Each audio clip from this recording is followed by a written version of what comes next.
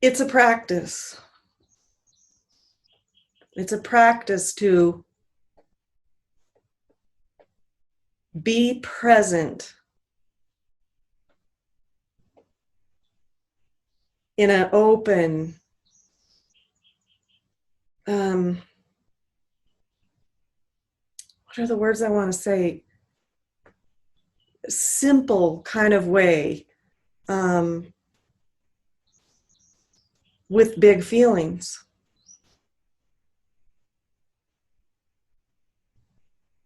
And all the stuff, both personally and collectively, that needs to be seen.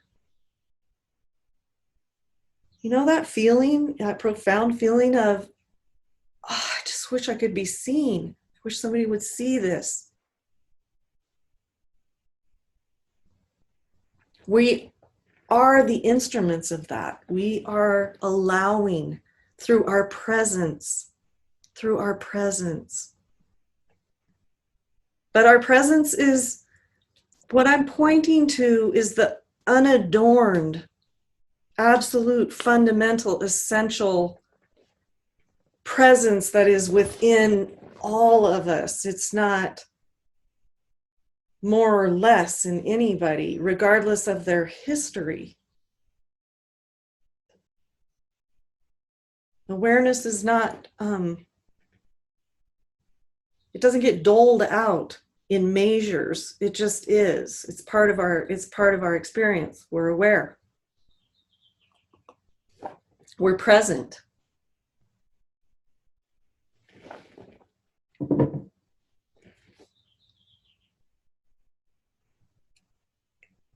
And it doesn't seem that appealing, or that like it's going to do the job. The ego does not believe that it's going to, that just being present for something in a true way, an unadorned way, and to have just have the entirety of your being in one spot,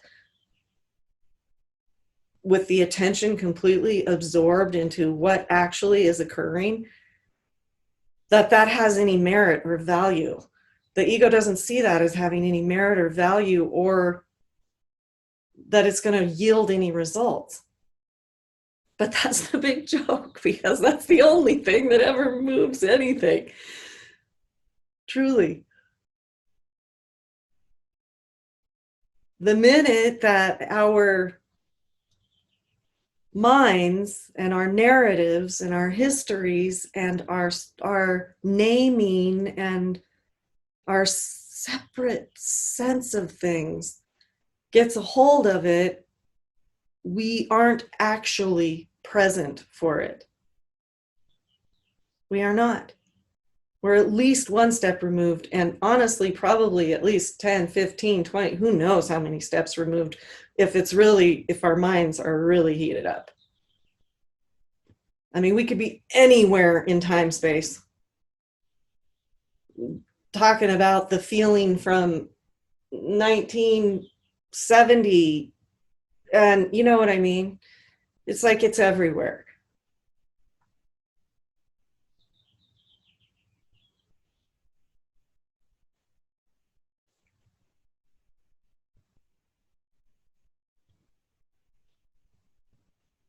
The more we're present, the more we just actually give it a shot to just be actually present in a way of like, what is this? Well, it feels like rage. Okay, maybe. What is this? What is this? What is this? What is it? What is it? I'm right here. I'm right here.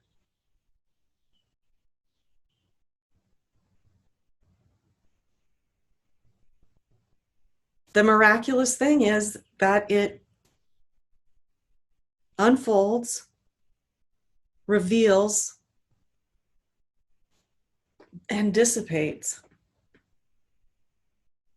Now, we are all dealing with a storehouse of repressed and denied horror and anger, all the rest. So, maybe not in one time, okay? But in the moment, and each moment that it comes forward is the opportunity. And the ability is never far or distant, or we have to go achieve it. If we could just get to where we are in the moment and be there, truly, simply, free of narrative.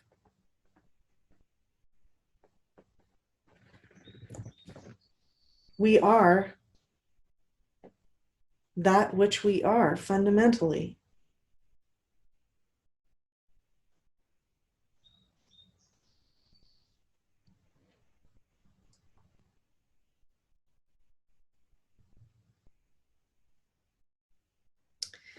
And,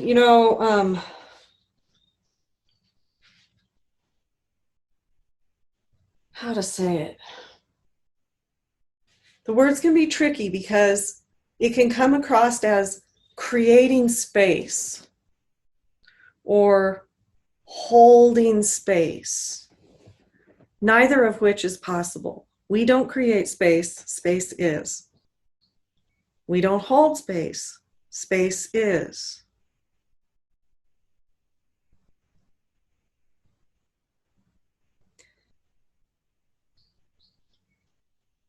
We give way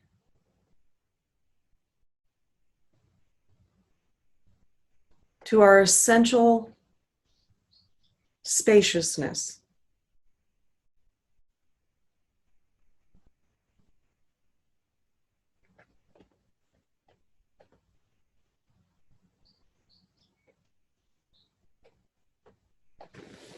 And our egos can come in the back door because we can think we're not doing enough.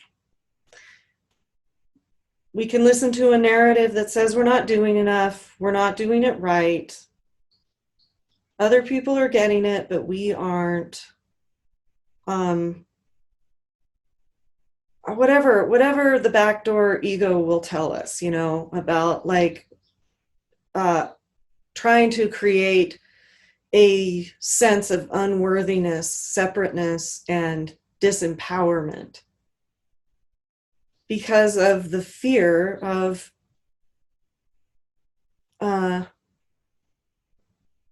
laying it down.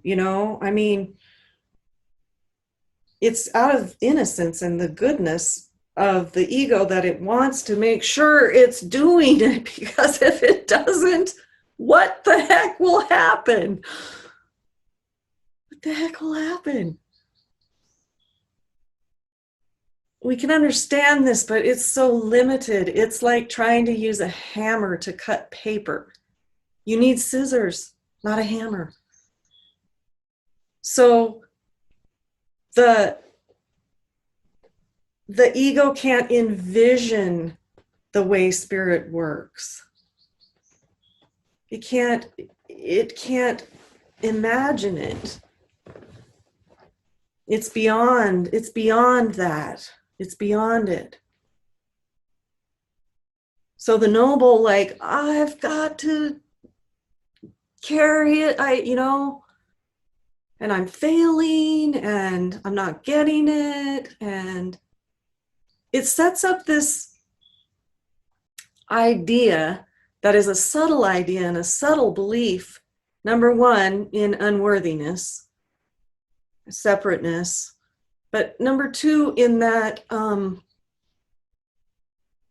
there's something to achieve and gain and get. And as soon as we do, then this all will happen.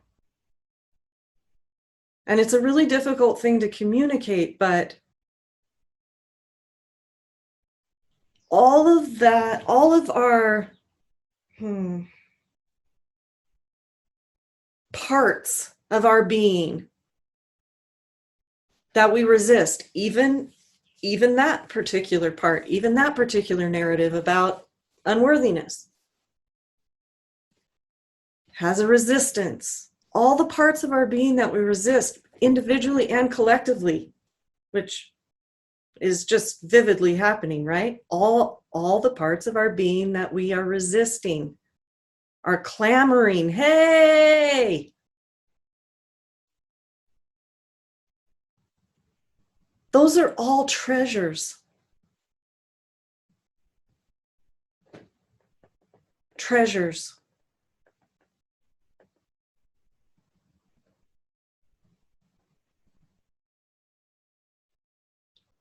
When experienced,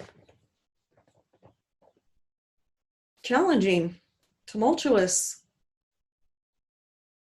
Most of all of these very big feelings are at the root grief. And that one is just super difficult for most of us and for our culture. And hence the inability, but we're getting it. It's awareness is the first step.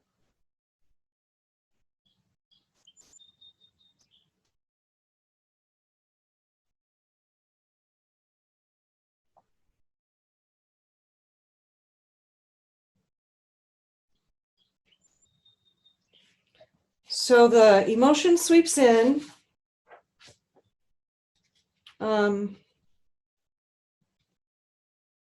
then the mind kind of frantically, instantaneously starts searching for all of the stuff, reasons, justifications, historical context, wrongness, rightness, injustices, grievances, what Eckhart Tolle would call the pain body, right? Personal failures, reasons that we're guilty or other people are guilty. It just, the intensity, we're so far removed from the actual sensation and experience of the purity of the feeling. By that point, we're spinning at that point. It goes on, and it leads to a deep sense of disempowerment, because the mind will always convince us that the problem is out there or deeply in here. I mean, it's, you know what I mean? Like,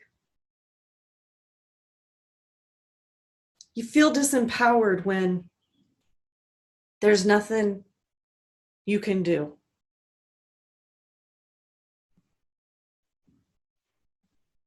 And intuitively, we know, the ego knows,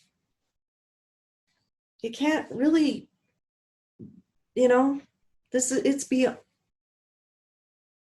it can't fix this. It's beyond its capacity.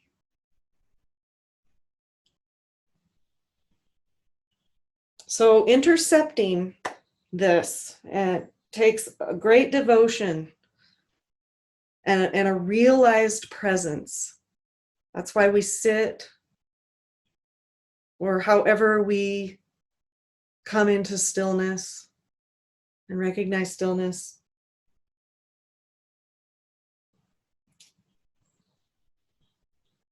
It comes in, the deep feeling.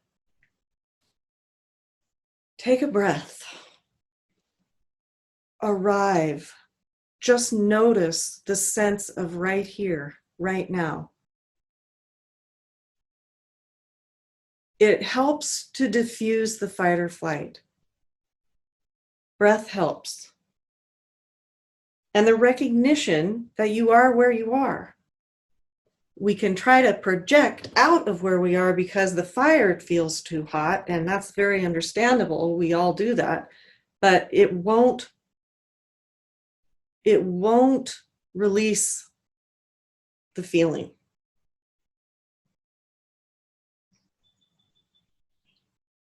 So it's a deeply, deeply ingrained habit to think about the feeling rather than feeling the feeling. Take a breath, get there, arrive, and just notice the sensation. And the more that we practice this, you all know, I've said this many times, that the witness stance is not the end game. But we can practice through the witness, through the observer,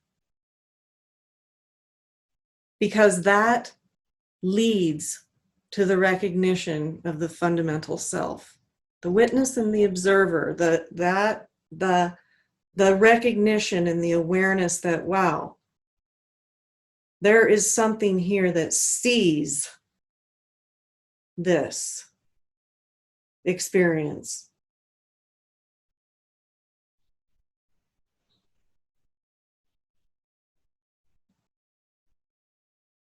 Not separate. Right smack dab in the middle of it.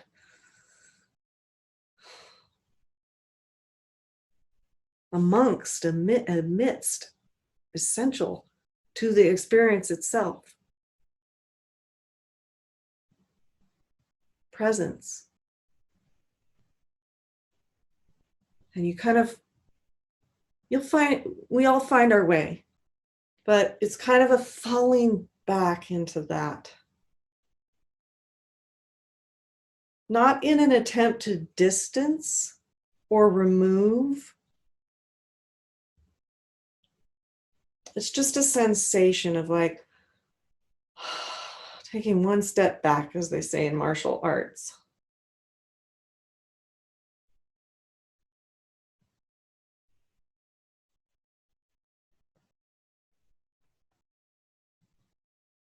In that pause, we can clarify our aspiration, like Adya says, clarify our deepest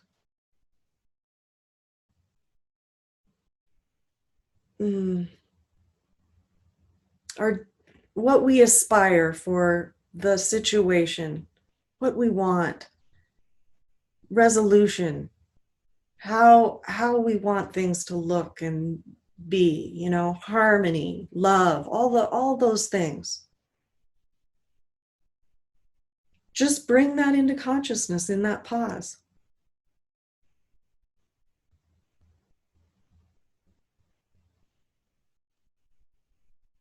How can I love you? What can I do? Ask a question to the feeling, to the situation, whatever.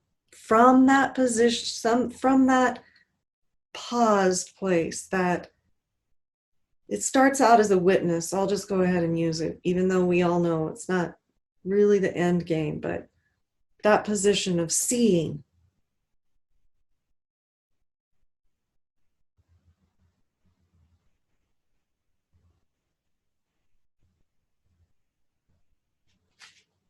I mean, any question that we can come up with in a moment like that is fabulous. Just to be able to question.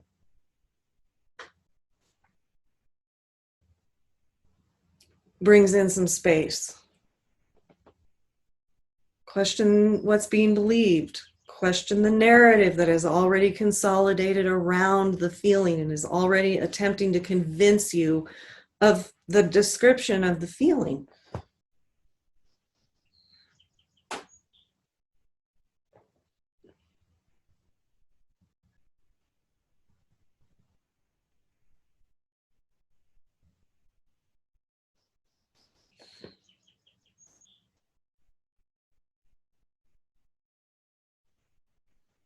We're rewiring the nervous system.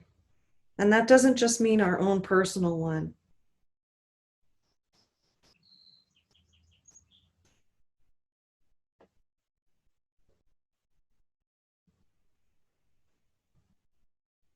And there, I don't know about you guys, but the depth of feeling and parts of the being here that had been denied and repressed and just kind of whatever swept under the rug, seemed to be like an endless stream for quite some time. I mean, Anya always says that particular process takes like 10 years. I don't personally, I'm not gonna, I'm questioning that belief, Anya. But I think he's basing that on just how many people he's talked to over the years. Maybe we're moving into a time where that's going to be speeded up. It sure seems like it, just out of necessity for the sake of reality, so that we can like steer clear of like a very, very dire circumstance, But it means that we have to get on board with this process of recognition of what's always here. What's always here. And I'm going to use the word aligning, which is not the fundamental word. It's not a great word, honestly, but it sort of feels like that for a while. Aligning with that. Giving over to it. Lending is what it feels like here.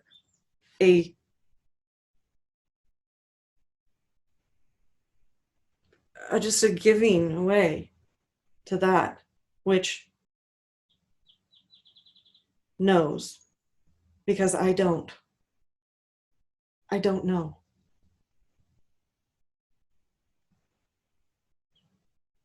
I don't know.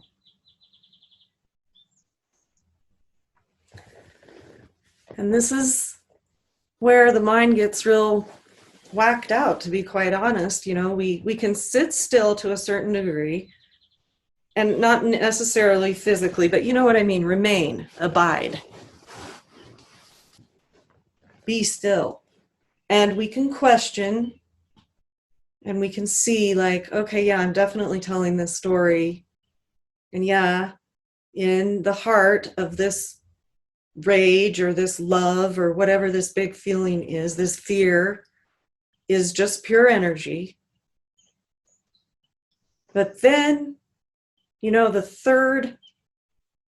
it's the third tenet for Adya. In Dr. Hawkins, he just talks about it sort of at the end of the process. But the next step is to contemplate the source of reality. Give way. What is this?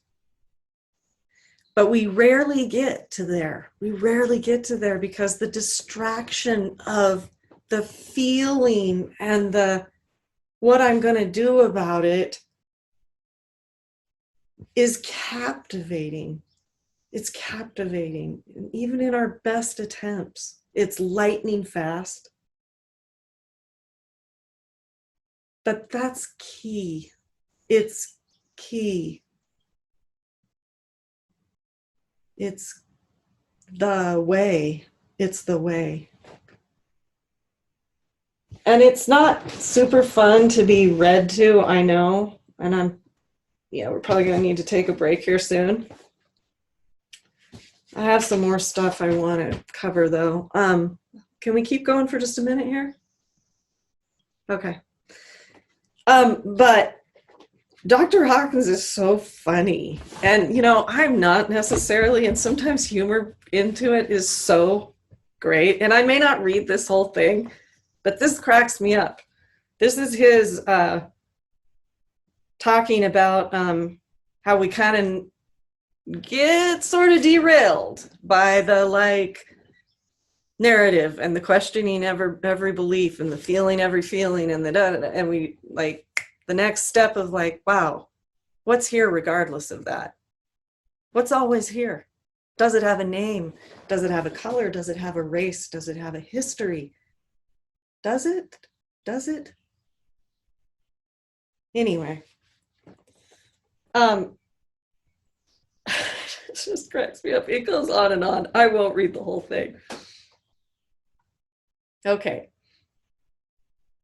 When you get upset, hey, go to a doctor, an analyst, a social worker, an astrologer. You take up religion, philosophy, tap yourself with EFT, get your chakras balanced, try some reflexology, go for ear acupuncture, do iridology, get healed with lights and crystals, meditate, chant a mantra, drink green tea, try the Pentecostals, breathe in fire, speak in tongues, you get centered.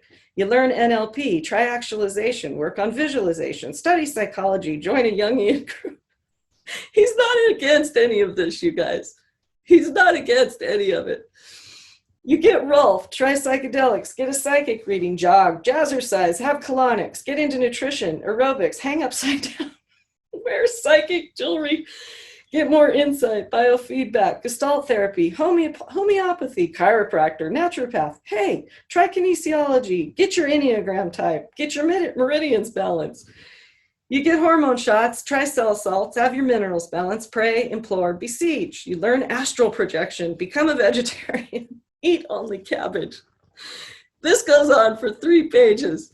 I mean, this is funny because it's us.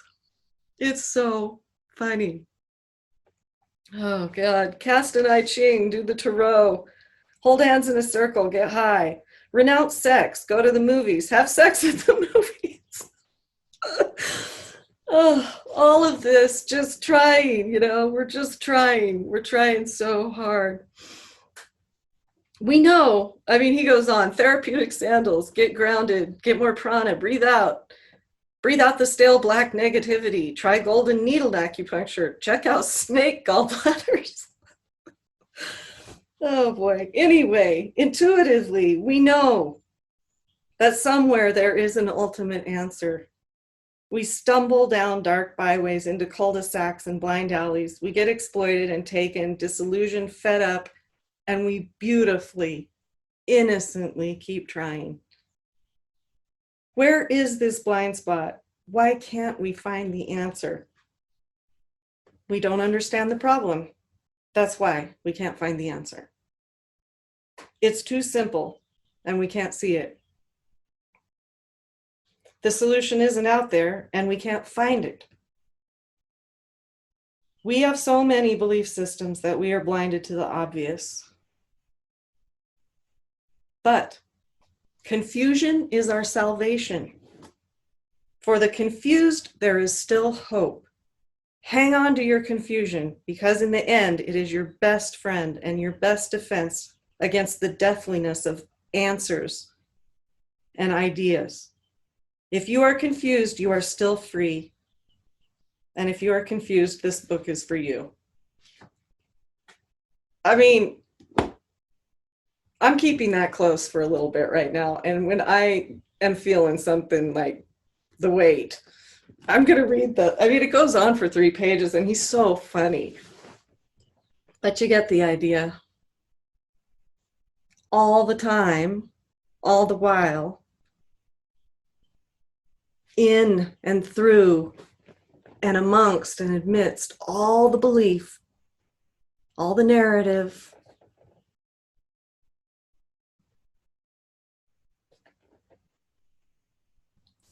it is that from which it all comes. And this can be realized consciously. Consciously. And that's what we're doing. That's what's happening. That's what's happening. And it's scaring the living daylights out of the ego process, because the time has come for that era of separation, and that era of, it's just like a kid. It's just like any of us.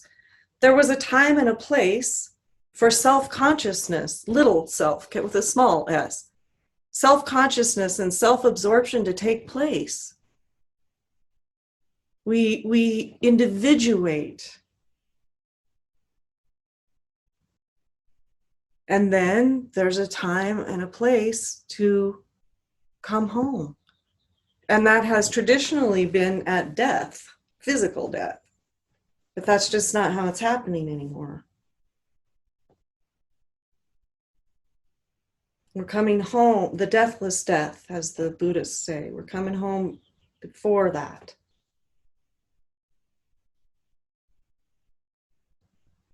To a realized expression, but it does mean relinquishing self-absorption, small self. It does mean that. That's the experience here, and that is what all the teachings point to. It does actually mean that. It doesn't mean that there will be no authentic individual self, capital S, expression. There most definitely will be that, and that will be the saving grace of the entire planet.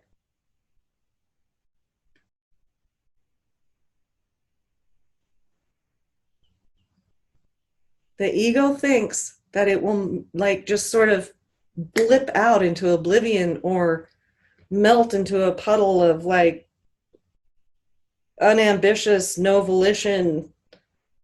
I don't do anything, man, because reality does me. And that's not what happens.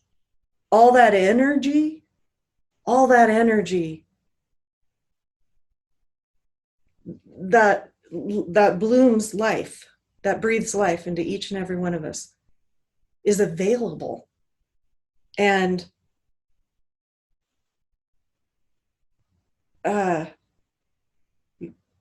it moves of its own accord. Life moves of its own accord, unobstructed.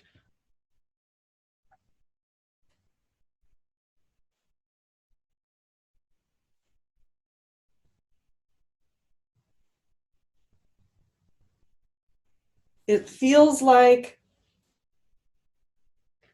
I'm going to bring up one more thing and I'm going to let you guys go for a break.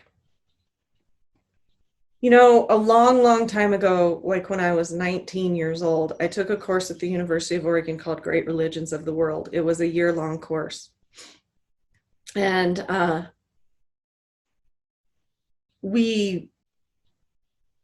I can't say we studied because it was only a year, but we read the Quran, the Bhagavad Gita, the Bible, Crazy Horse, I don't know, a bunch of stuff that all said the same thing. And then these beautiful people who were teaching would sort of like point that out over the course of the year. And the man who taught the Bhagavad Gita he looked the part of a spiritual teacher. He was a real small, little bent over Korean man with a gray beard. And, he kind of looked like Yoda, and he was teaching the Bhagavad Gita. And I didn't have any idea what was going on in the Bhagavad Gita. I was like, okay, Arjuna, Krishna. But something about it like appealed to me. And I asked him one day in class, maybe it was just a comment. I just said, I don't really understand this. It's mostly just confusing. And he just beamed out of these eyes. I will never forget this moment. I didn't know at the time it was a transmission. I would never have known to call it that. And he just said, be confused. And I'm like, okay, that was a really weird comment from my professor, but I'll take it. And I think about that now. And the battle that Arjuna has to fight in the Bhagavad Gita is with tradition, traditional values, traditional morals, loyalty, tradition, the way it's always been, separation, idealism comes to call, ambition comes to call as he's on the battlefield, desire for more, always more, needing to achieve, needing to attain, relative values, righteousness, they all come to call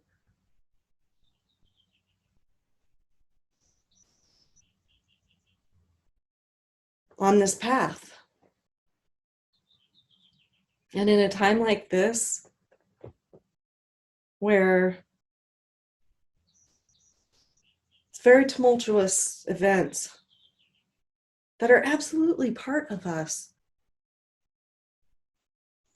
I'm not ignoring them in any way.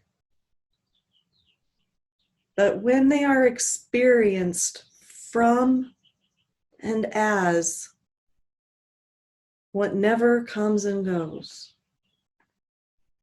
it's just a very different, it's not even an experience. It's a way. I can't explain it better than that. And it is willing to let go of struggle. It's willing to let go of struggle. It's willing to let go of limitation of any kind, even if it looks very, very righteous.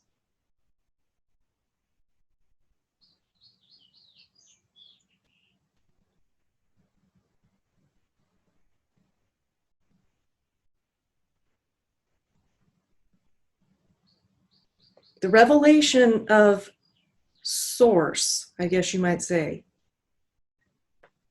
is never going to be directly direct. I mean, the eye in your head right now, like our eyes, but also the eye, will never see itself directly. Never. It can't turn around and look at itself as an object, ever. It will only ever see itself through and as reflection. So this cloud of unknowingness that they talk about, the veil of Prakriti in the Bhagavad Gita, the great mystery. Let the mystery be. We won't know it through subject object. We can't. It's not going to be known that way. So we have to look to something else. And in doing that, we often miss it. We just often miss it, guys. Because the senses are so powerfully wired in as subject, object.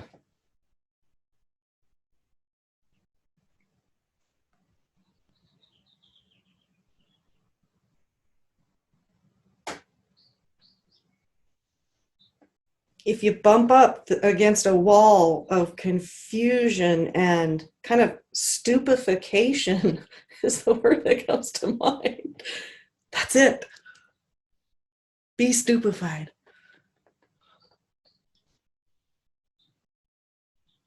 And then it's kind of it's learned in a way, the allowing of the attention to be absorbed into the mystery. Because the attention is generally absorbed into objects, what we think of as objects, thoughts, feelings.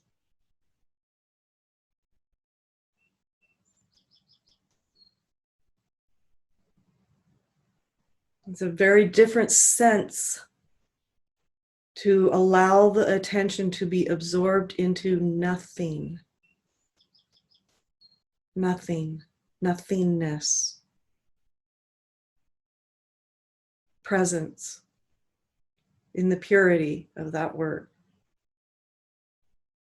The clear light, the ineffable.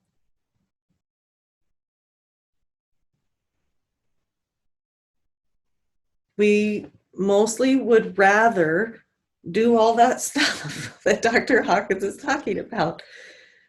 And he's not against it in any way. It's just, if it's like distracting, used as a, cul-de-sac. An avoidance, really. I mean, it's all fine. Every path is what every path is. It's all fine. Everything is just fine. All paths are just what they are. They're that path, and they all lead nowhere at the end of the day.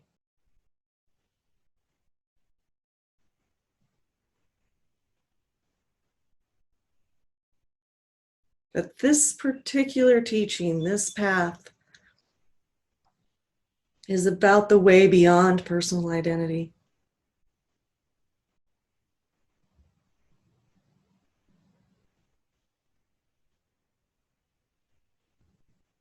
And not in a tone deaf way, not in a way of denying our own uniqueness.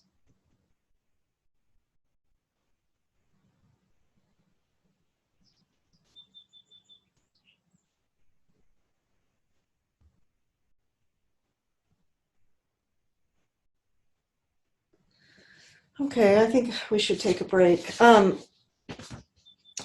Can't believe I missed the first part of that with the recording, but that's what I did. So let's take, what time do we have? Doo-doo.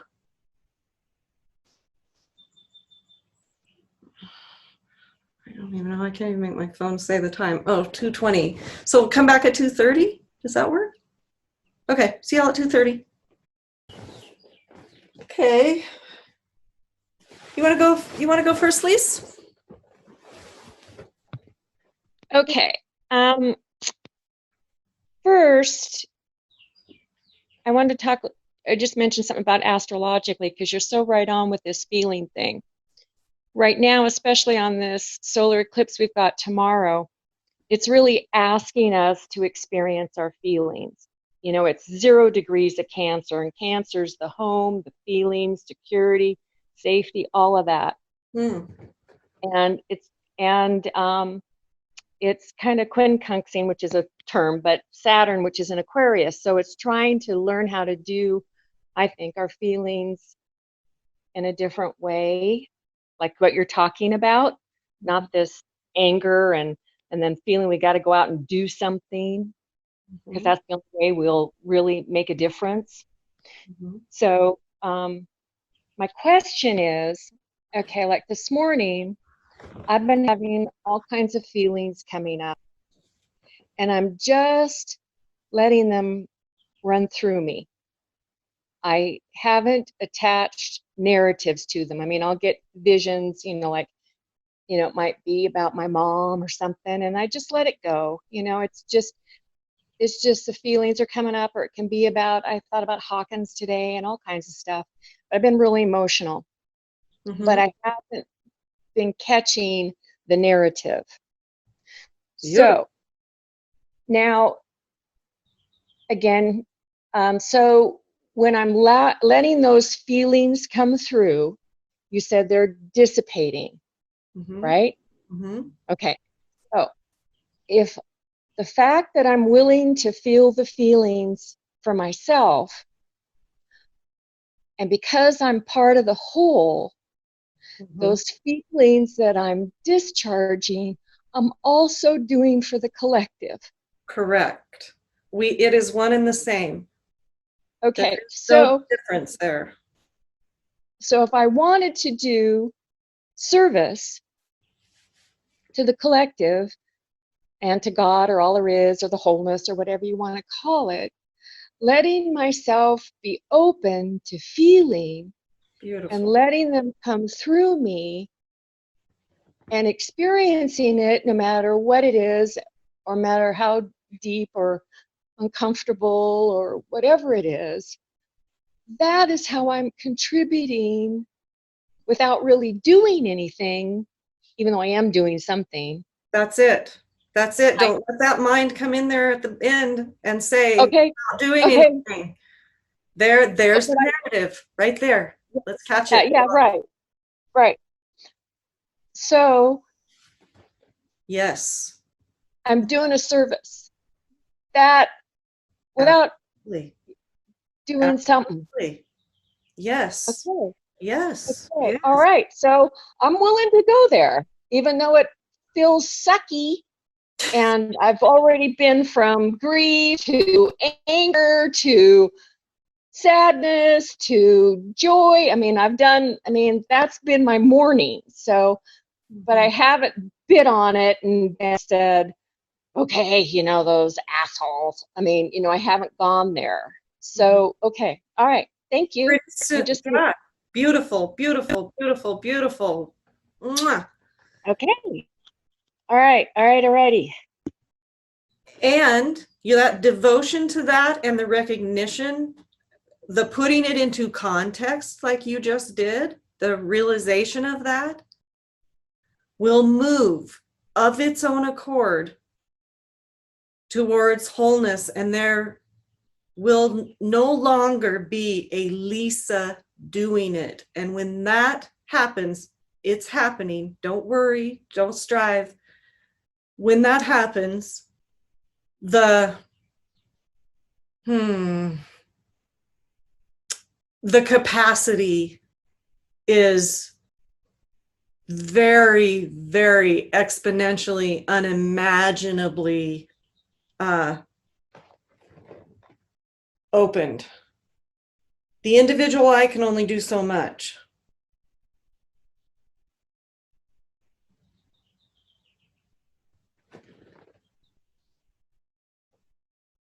Yeah? That really resonates in the heart.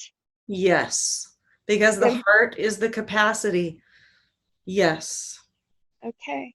Beautiful. Thank you. Your Thank own you. personal one, the one that's beautiful. Nobody's denying our beautiful stories of our hearts being broken. It's how we learn, but the eternal flame of the heart of being is never broken. Never. That's not a thing. As my daughter would say, that's not a thing. That's not a thing. Thank you. Thank you. I love you. Beautiful. Hard work. Feelings we're not, necessarily. This is nothing against Head Start. I love Head Start. I love their service to the community, and Head Start's a beautiful program. And I don't mean this to be any kind of derogatory anything towards Head Start. Love it. Beautiful. But I've always thought, wouldn't it be interesting to have Heart Start? And just from the beginning. And I mean, I know this is how Jayashri is parenting Meadow. So, I mean, it's happening with the younger people. It's just kind of coming in as the obvious way. The heart capacity has to grow, both individually and in recognition of the eternal heart of being that is something like broken. It's just not, it's irrelevant. It's eternal. It's an eternal flame, eternal. And that's us. And that's what you're discovering. Beautiful. Thank you, Lisa. And thanks for telling us that we're right on track astrologically. Woo! Confirmation is good, as my friend Max always says. Confirmation is good.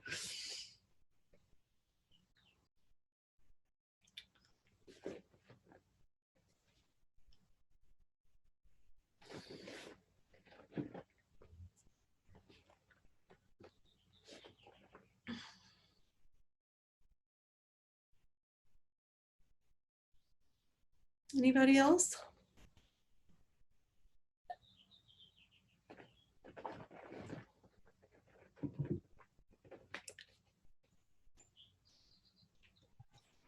Okay, can you hear me? I would like to share, but I just want to make sure you can hear me.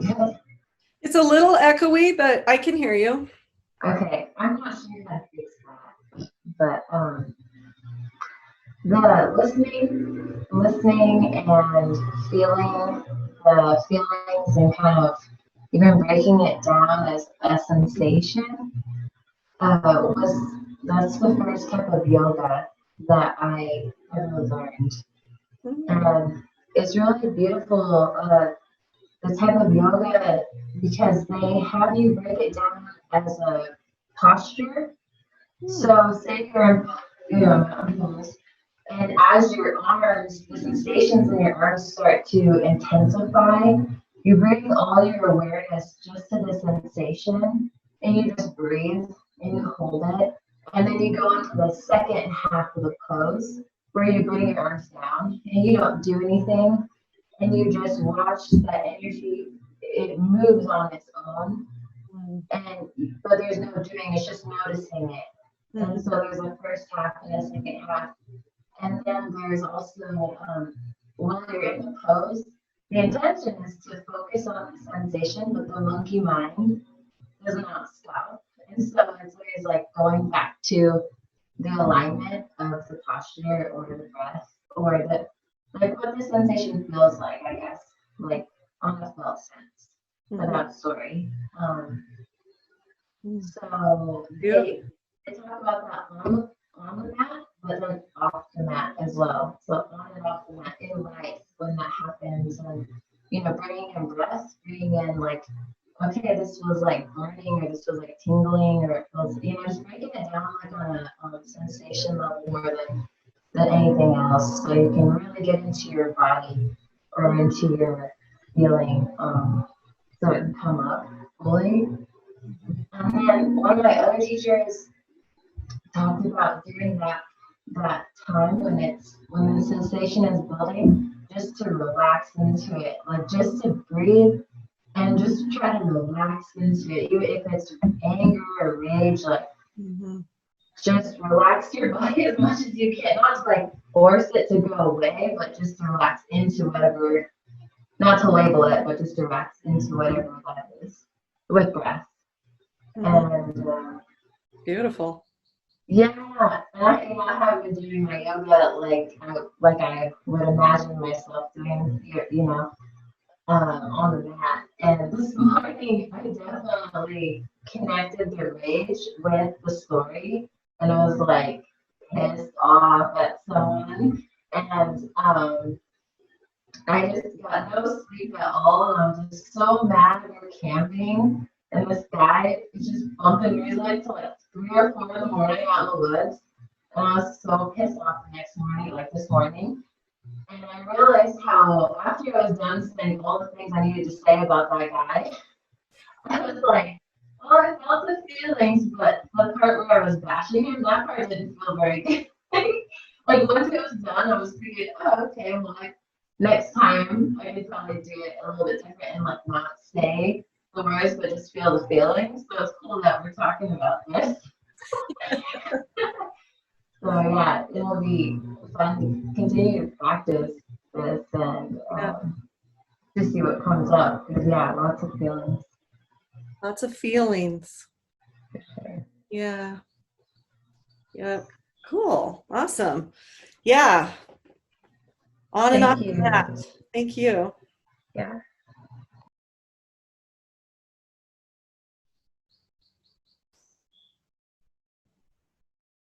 We bring as much presence as we possibly can into real time, into this moment with, we can have the expectation that it's for dissipating whatever our expectation is, but we're closer to the truth the less expectation we have, and the more just direct, immediate, right here, right now.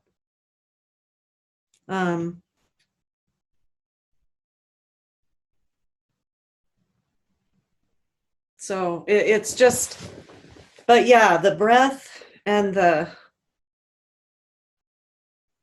like you're saying, the relaxing, like it's almost like a pause,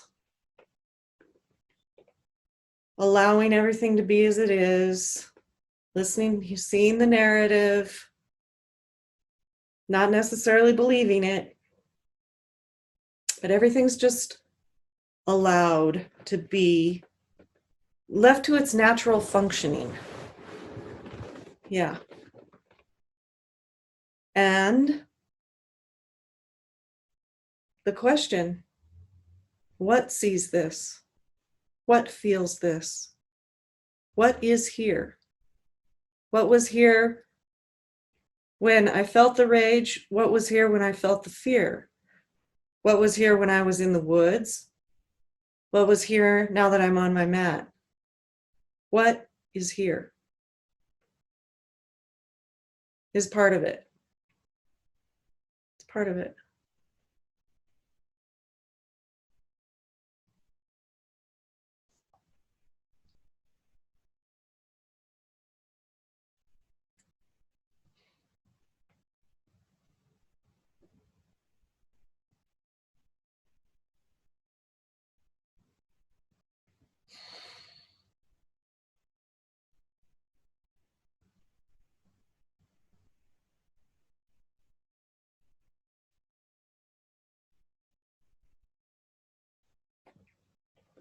Anybody else?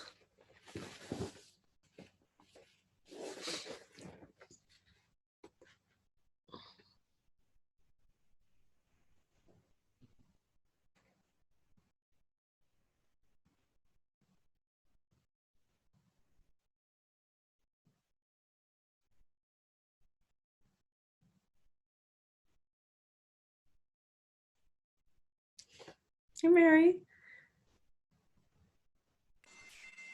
I didn't know if I wanted to say anything because I don't know that I have anything to say, but I get that feeling.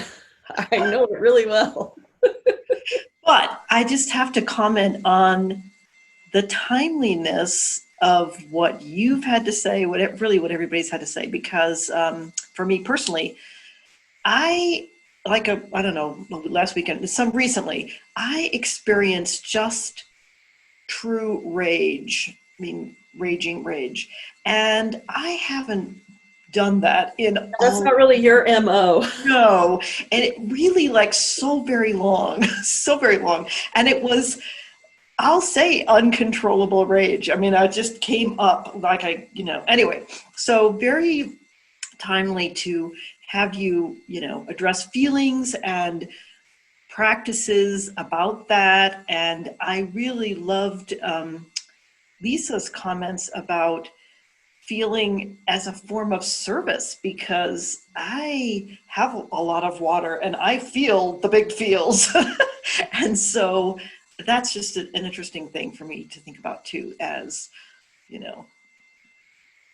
one way to view it is possibly as a service. So, yeah.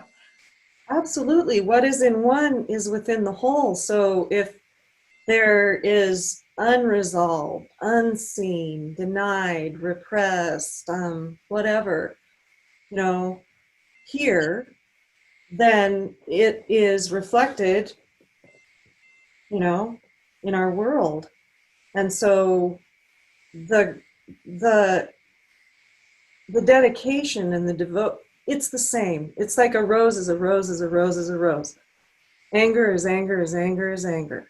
Grief is grief is grief is grief. Suffering is suffering is suffering is suffering. And the willingness to directly encounter and immediately experience those in the presence of conscious awareness, it lights up that piece of it. It redeems that piece of it. It restores. That's how it grows. That's the whole be the change. Be the change you want to see. And the whole, you ripple out into the world by what you are, what you are. And we definitely, want to see some changes, right? So what we're doing. So yeah, absolutely. We can't be separate. We can't, the stance of separateness is dissolving really quickly. So yeah, as we are and as we become, then as it is, for sure. I can't say that I brought much consciousness to it then, but I can, think about doing that for other feelings. Yeah, Well, you were there. I was there. That's conscious. Yeah, well, true. Yeah. That is consciousness. That is presence. Mm. Not necessarily our clever um, description of it. No, just our consciously present, you know, in a way that is very unknowing. I mean, the knowingness is fun later.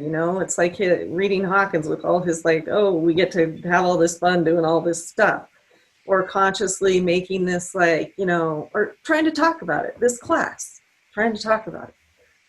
But it's beyond all of that. It just is present in the moment. There's really very little to say about it. So yes, you were conscious. You were there. It's very simple, very unadorned. Later on, given the fact that like you and I are air signs, we can make a lot about it and talk about it intellectually. Right. But It just is. Yeah. that's fun. That's fun. If it's, productive and leads to harmony and not more, self-flagellation or struggle. But yeah, the consciousness is very simple. It's just a beingness of being right there for something, right directly there. Like I always picture it as like all the circuits on a circuit board unplugged and just right there for your immediate experience. The rage. Maybe something will be revealed from it later. Maybe not. Could have been you were walking down the street and, you caught rage like we can catch the virus. I mean, it literally happens like that.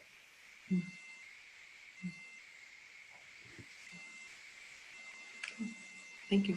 Yeah, thank you. I love it. Love it.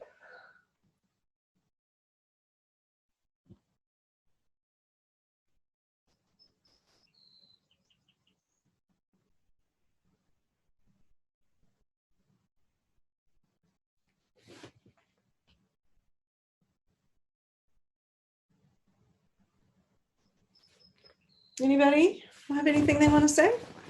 Contribute, explore, or just say hello to everyone?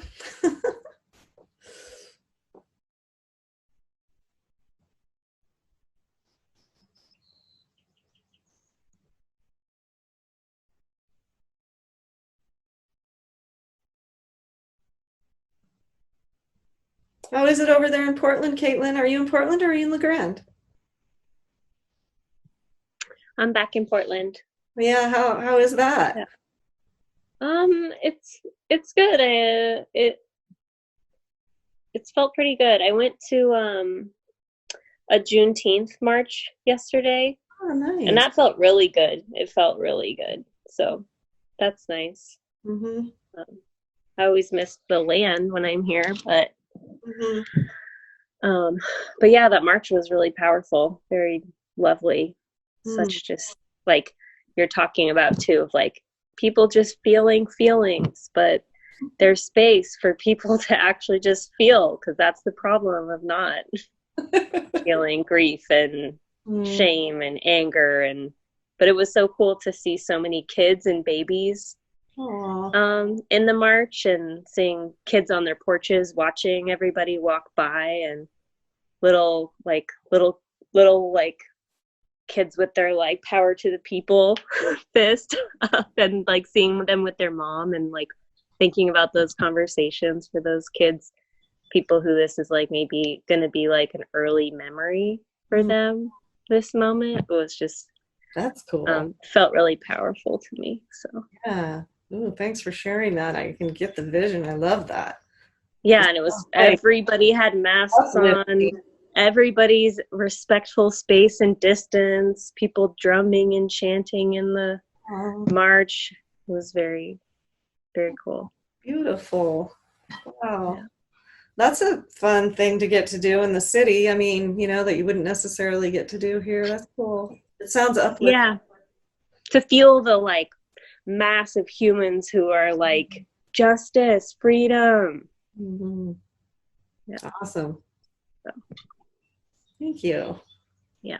So that's Portland, my Portland right now. No.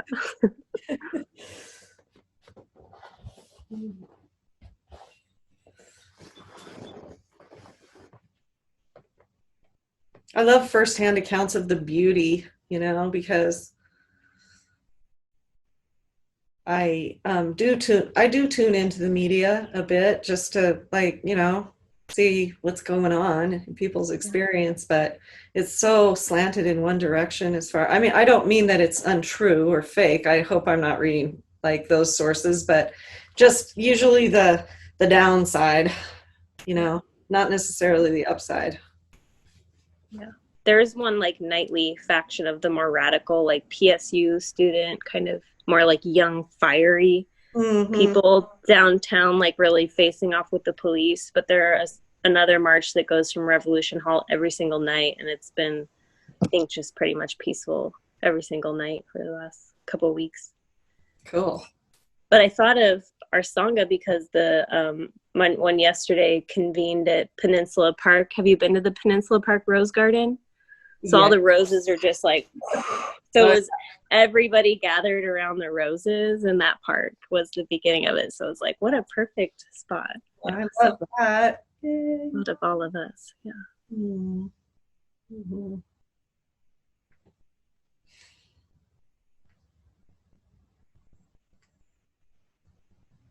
This year, our roses are like Portland roses because of the weather we've had.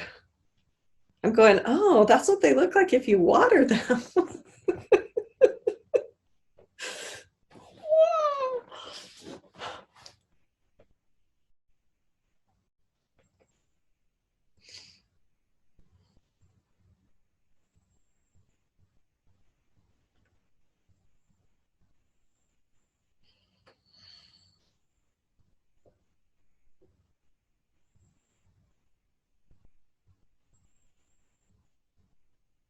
Anybody else want to jump in here?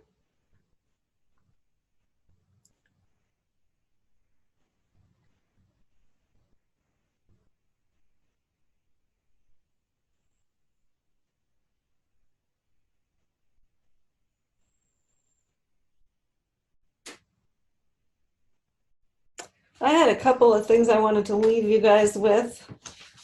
Um, I'll post what I got of the recording and the session notes. And I know it's not time to end, but do people want to still talk? We can end early. It doesn't matter. We can sit after I'm done talking. It's a smaller group. We may not go as long. Um,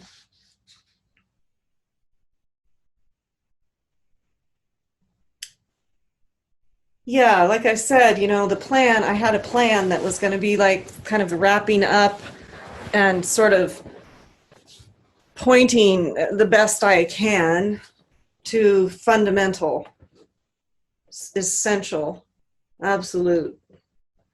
Um, the conscious realization of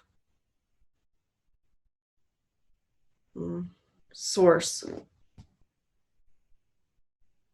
where the I wakes up to the I as the I.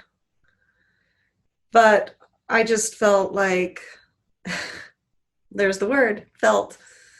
There was a lot of feeling in the air. And like I said, sometimes that can feel dry and somewhat tone deaf to what's going on, especially if there is a lot of feeling, a lot of heart to an experience.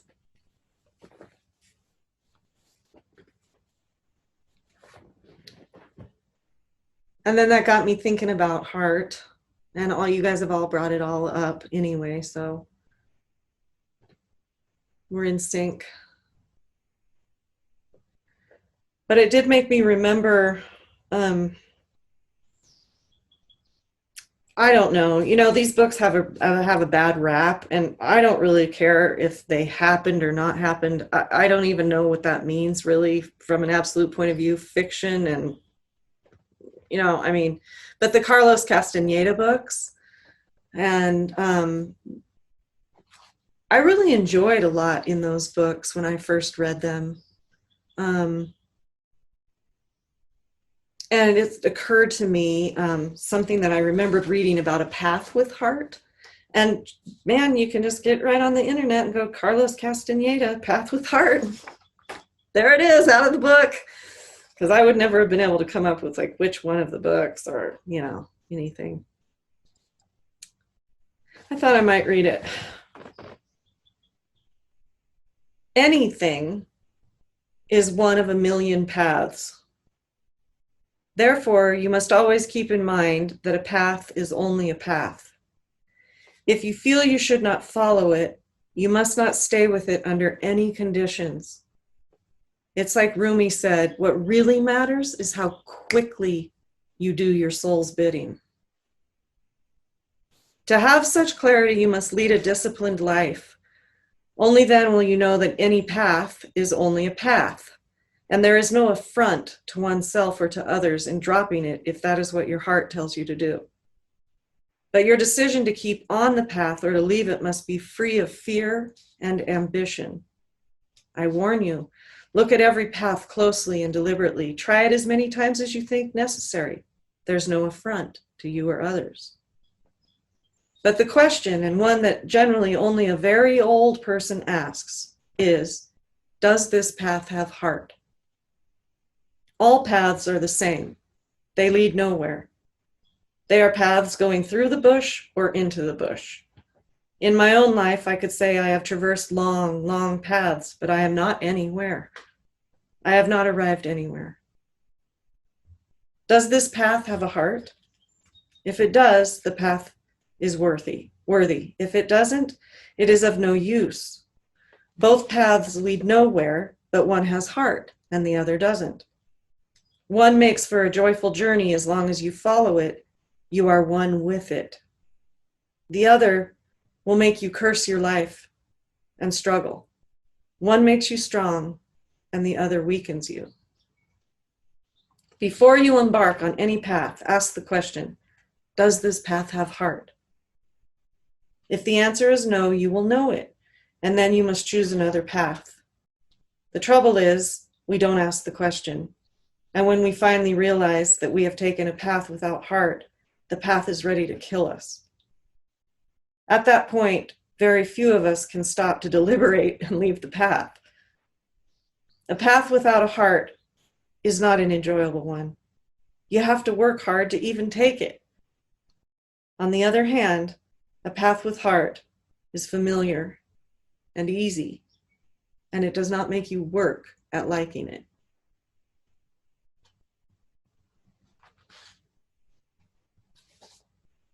I love that. I'm happy, happy, happy, happy to be on our heart path together. It's very enjoyable. It's been really a beautiful experience.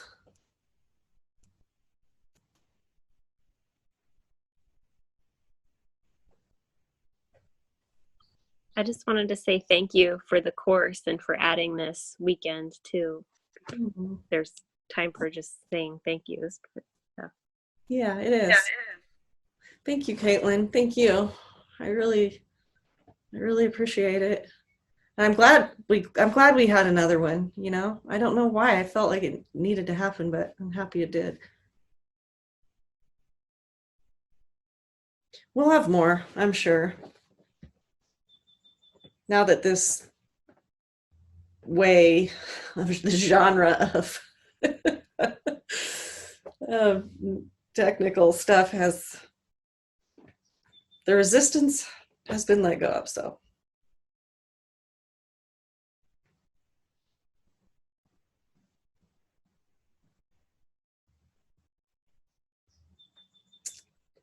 I'm kind of done talking. Does anybody want to say anything?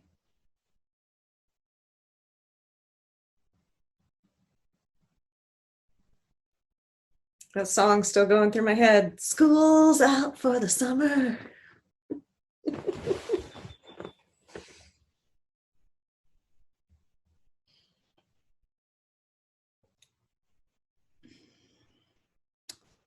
You see me?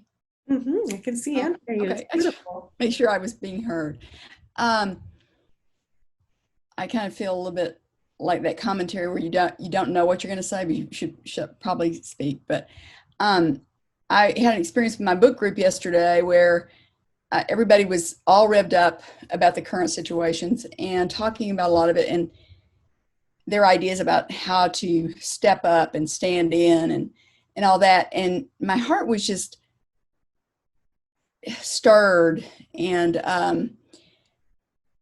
should I start doing this? Should I do this kind of thing this person does? But I just sat with it and listened. And one of the things that came at the end, we were reading a book that I would highly recommend to anybody called Belonging. And we were talking about the book and I just lost my train of thought, left the station. I started talking to in the book, it was talking about how we can avoid sharing ourselves. We want to be seen, but we don't want to say, see me. And so I actually did some sharing yesterday, and my sharing was about our retreat and my experience of that. And it was very moving for me to do that and to feel that again, to be reiterate what I said at retreat, is that my ability to feel connection has to do with whether I open my heart or close my heart.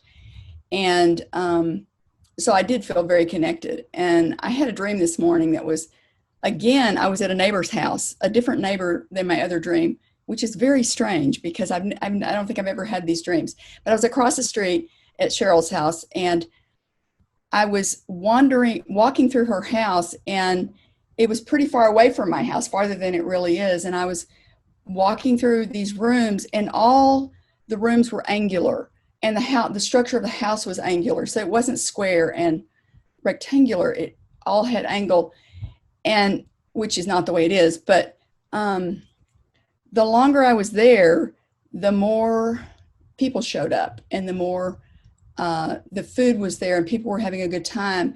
And it just felt so, I don't know, connecting and home. And there was a flow to the architecture. There was a flow to being with the people. And I just felt really, really home. And I have a lot of house dreams, but I've never had a dream where there was all that angle. And it feels like it's more descriptive of me. It's more like I'm finding something that's more real. And one of the things that I noticed in that was the longer I stayed, which I thought about what you say about showing up. The longer I stayed, the better it got. And I don't know, it was just resonated with me. And I really appreciated the dream coming to me. But so I just thought I'd share that. Beautiful dream. Well, from my perspective, I mean, I don't know, it's your dream, but it's really beautiful, the sense of being home and belonging and it enriching as you stay there, and beautiful. Gorgeous. So, and I also wanted to say too that I appreciate this course a lot, and I appreciate the way you keep hanging in for us and the way you keep showing up, and the adding of the course. And I mean, you have just been so available to us in the last couple of months, and boy, has that helped me to be able to not only connect with you, but to connect with this group and to be part of that, and to have that circle of connection. So I wanted to thank you and everybody else for that. So Me too. Yeah. So beautiful. that's it. I love it. I love that you shared at book retreat. Yeah. Yeah. My feelings seem to be loosening up, which is probably a good thing. Thank you. Thank you.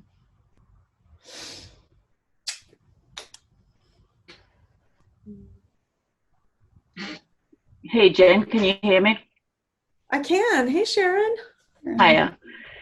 So I just, first of all, namaste. Thank you so much for all you do for us. This is beyond beautiful. But what you were just talking about, the heart path, I think, is the biggest question that always is sabotaged by the ego, I think, for me personally. So it's always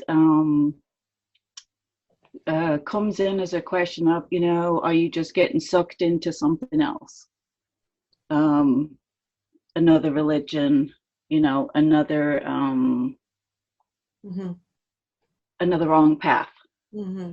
But because of what I've learned, and whether it's through you or I follow Mooji and Eckhart and Adya, everybody always says, don't listen to me, don't look at the milepost, go within. Yes. And that's the eternal truth, the peace that you find. And so I find that whenever I get sabotaged with this, I rest, sink into the peace, the feeling, and then I find the truth. But it always keeps coming back. It's always there. But like you say, everybody's got a path, so you can't judge anybody else by what they're doing. Exactly. And you can't judge yourself either. Yeah.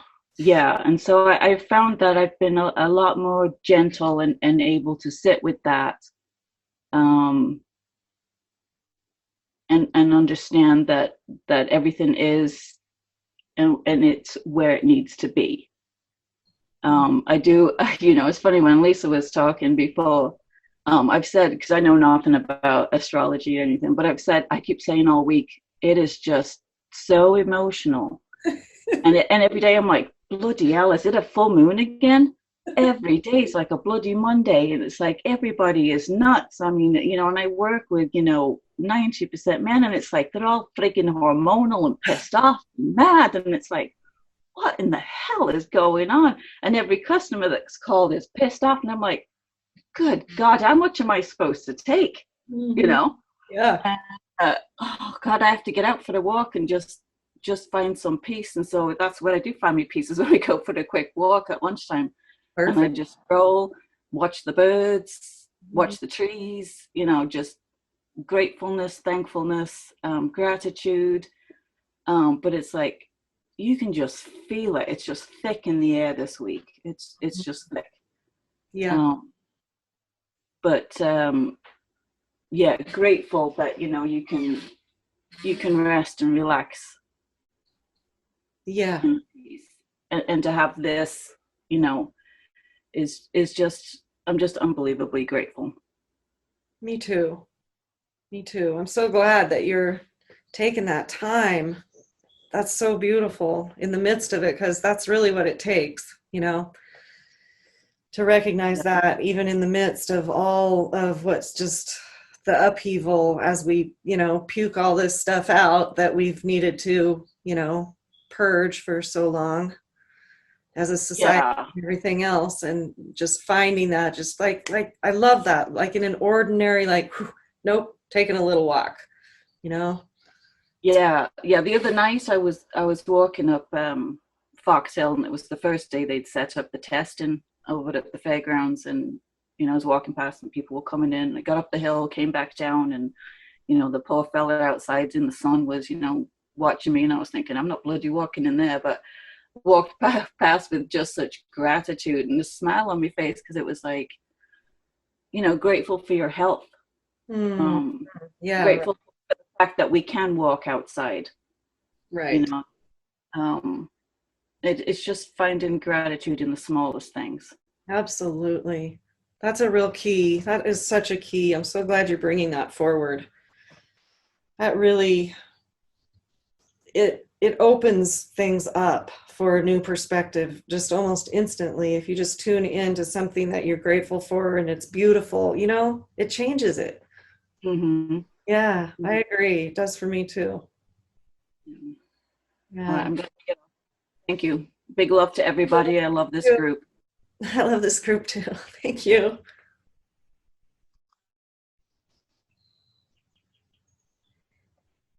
I think that the sabotaging,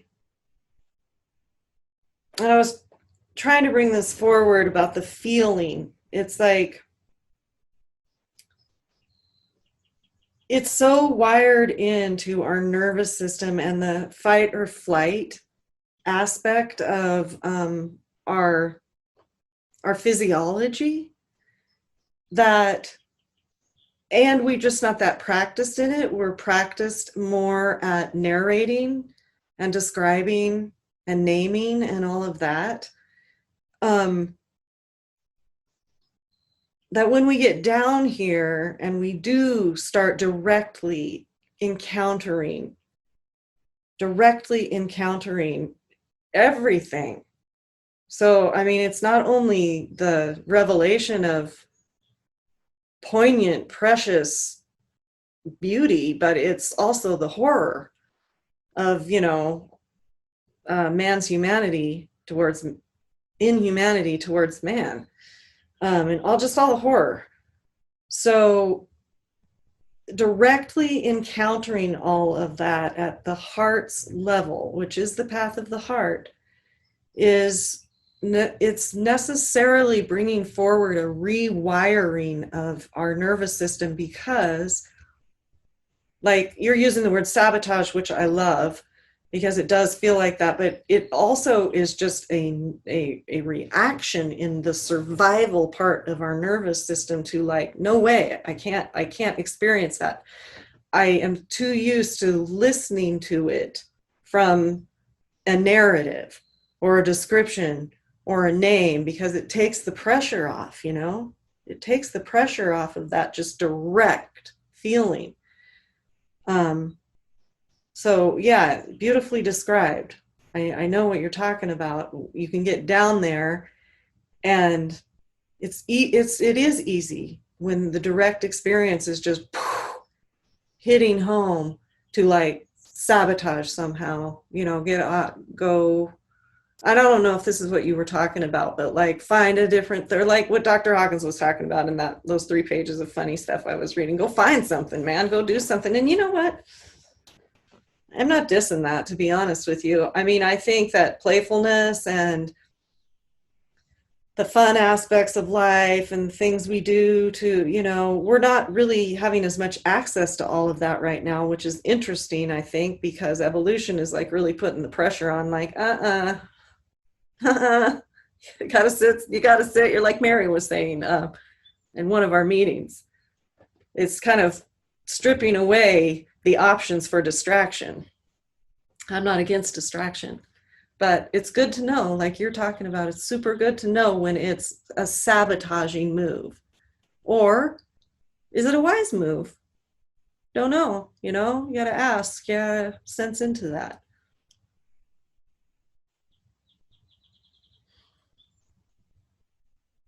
Thanks for bringing that forward, because that actually is a contemplation that's, and an open questioning that's part of this, that's part of it. Because if we have an againstness just out of, like, a name, like, oh, I'll just be cul-de-sacing or sabotaging or running away from something if I do that.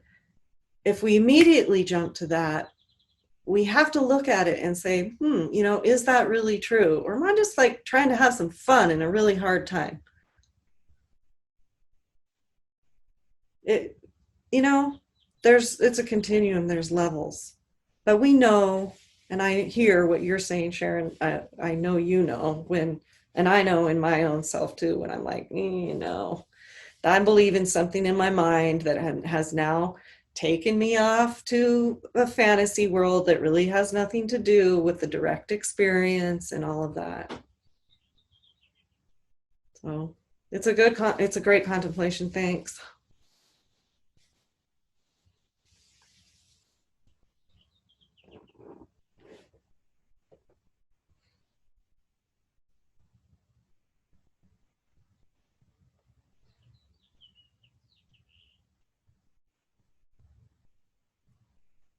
Anybody want to jump in here?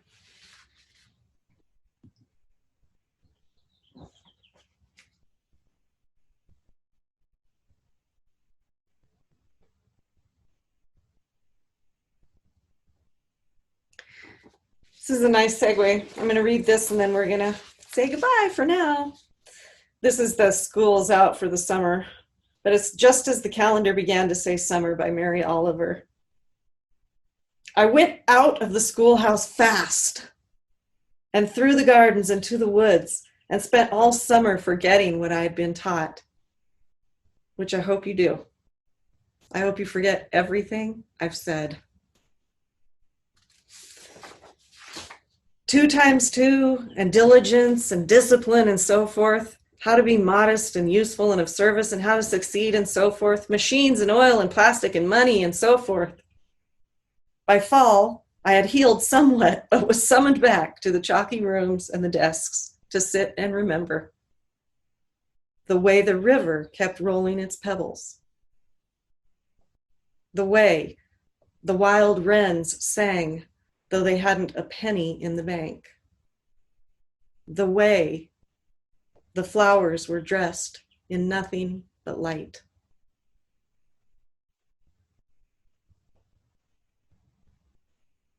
There's more truth in a blade of grass than I can ever say, than any of us can ever say. Enjoy, enjoy, enjoy. Have a great time, and we'll be connecting soon, and get a hold of me. Please keep in touch.